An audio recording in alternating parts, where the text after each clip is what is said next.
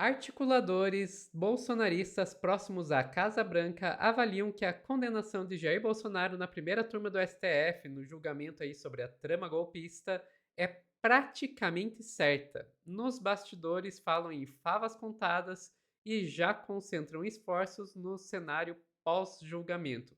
E sabe quem vem falar desse medo? A Andréa Sadi, aquela lá da Globo News. Quem vai contar essa história pra gente é a Daiane Oliveira aqui no Plantão, no Meteoro.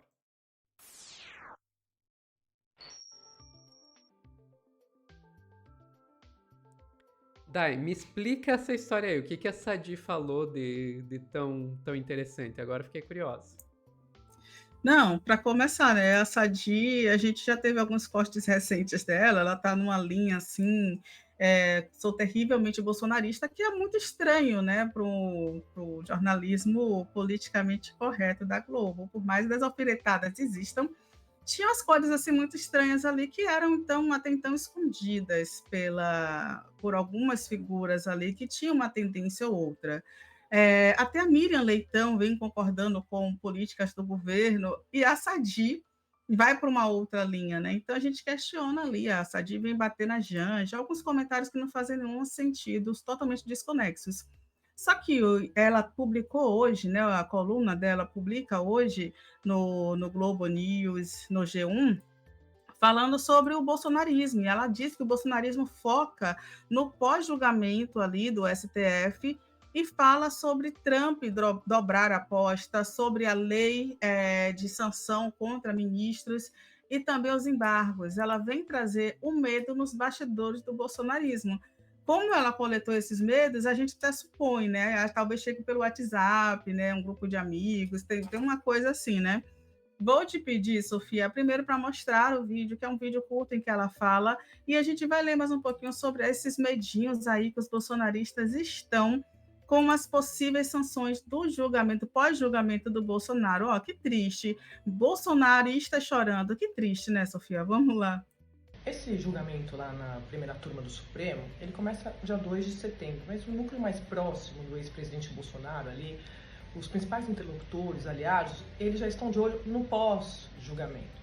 Porque eles avaliam que são favas contadas o resultado desse julgamento, seja agora, seja depois, que tem uma turma que nutre alguma expectativa de um pedido de vista ali do ministro Fux, que faz parte da primeira turma, mas seja agora ou seja depois, eles acham que o resultado pela condenação está dado contra o ex-presidente Bolsonaro. Então eles estão olhando para o pós-julgamento. Como? Eles esperam que Donald Trump ele dobre as apostas contra o Brasil. Primeiro, eles acham que a lei Magnitsky, que hoje está aplicada só contra o ministro Moraes, vai ser aplicada contra os ministros que condenarem Bolsonaro nesse julgamento. E por fim, eles temem até novas tarifas e até embargo ao Brasil. Segundo interlocutores de Bolsonaro com acesso à Casa Branca, com quem eu tenho conversado, isso também estaria sendo cogitado pela Casa Branca.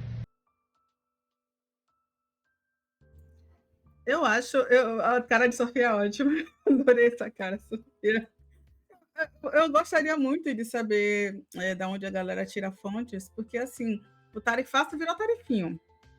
A gente já começa por aí. O governo, ok, alguns produtores, alguns grupos realmente sofreram sanções, e esse grupo vem sendo aí ajudado pelo governo.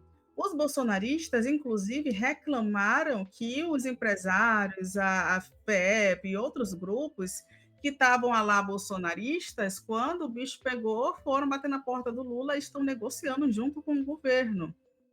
E todo mundo chateadíssimo com isso, né?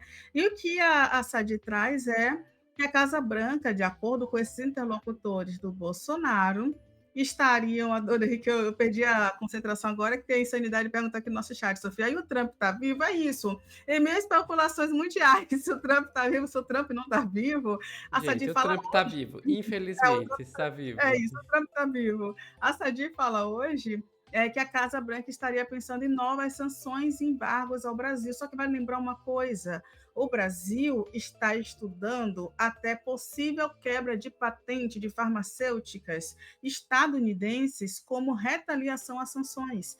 Então, se vier mais sanções, o Brasil certamente vai responder de forma dura. Aí tem duas questões, tá?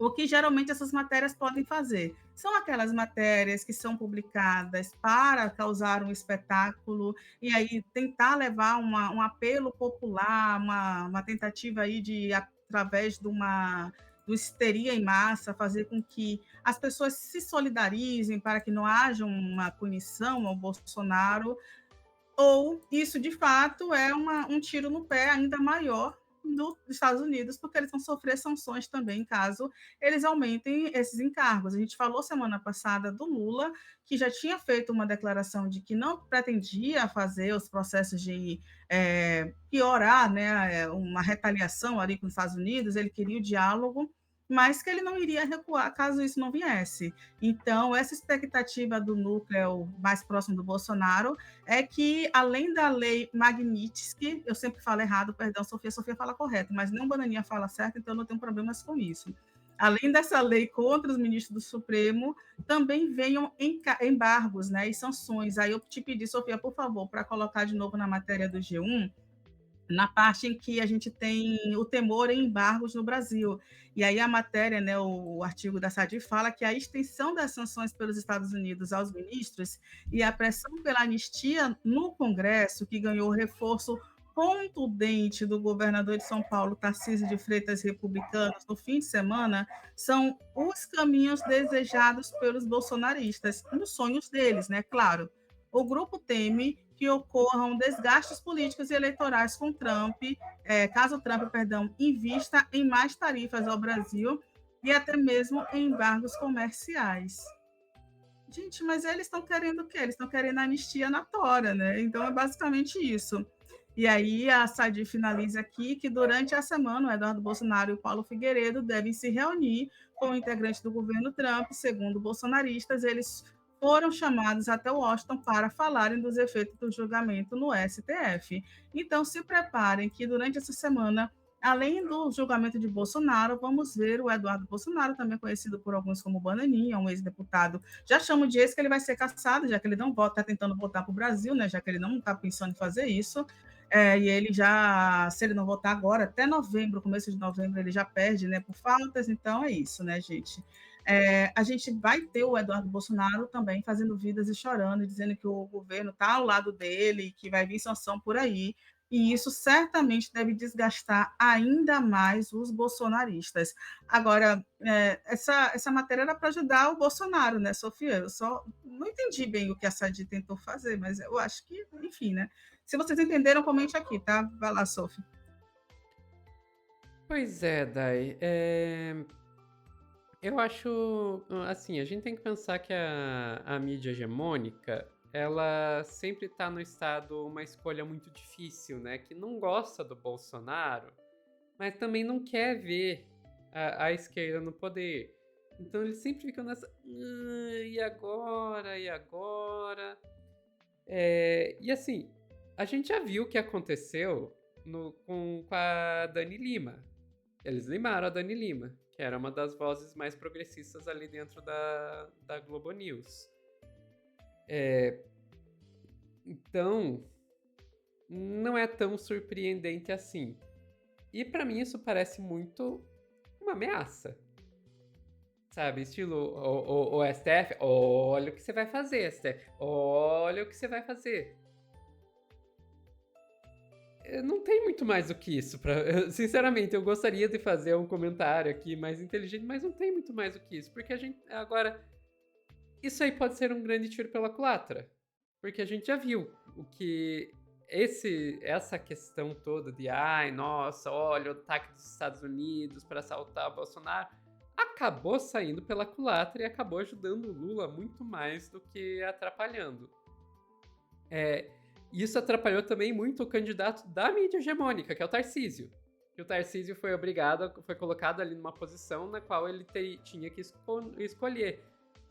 Perder os bolsonaristas criticando o Trump ou perder a própria base por não criticar o Trump. Então, se isso aí era uma tentativa de fazer uma ameaça, não sei se foi a melhor tentativa deles, não. Enfim. Eu acho que não foi, mas... Mais alguma coisa, Dai? Não, só ficamos por aqui. Pessoal que está assistindo ao vivo, não sai daí que nós já voltamos com mais notícias.